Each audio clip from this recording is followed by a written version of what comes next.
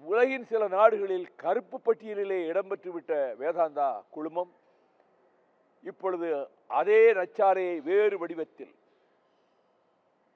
புதிய முந்தை பழைய கள் என்பதைப் போல பசுமை தாமிரம் என்ற ஒரு தொழிற்சாலையை நாங்கள் ஆரம்பிக்க வேண்டும் என்று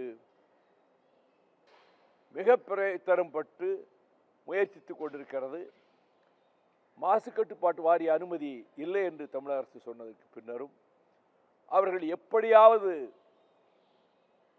அந்த பசுமை தாமிரம் காப்பர் கிரீன் என்ற ஒரு தொழிற்சாலை ஆரம்பிக்க வேண்டும் என்பது, அங்கே இருக்கக்கூடிய ஏற்கனவே இருந்த ஸ்டெர்லைட் ஆலையினுடைய இயந்திரங்கள் எவையும் அகற்றப்படவில்லை.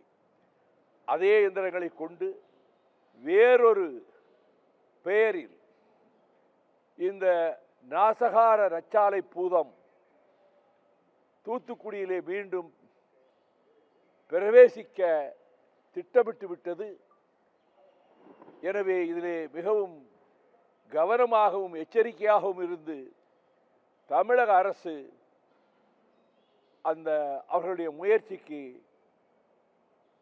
தடையாக இருந்து ஸ்டெர்லைட் ஆலை தூத்துக்குடியை விட்டு நிரந்தரமாக அகற்றப்படுவதற்கான வழிவகைகளை காண வேண்டும் என்று நான் தமிழக அரசுக்கு என் வேண்டுகோளை விடுக்கிறேன்.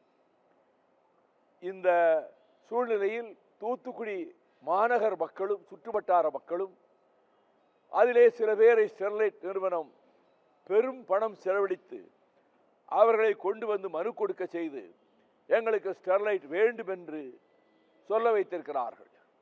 இது எல்லா இடங்களிலும் பணத்துக்கு விலை போகிறவர்கள் செய்கிற வேலை.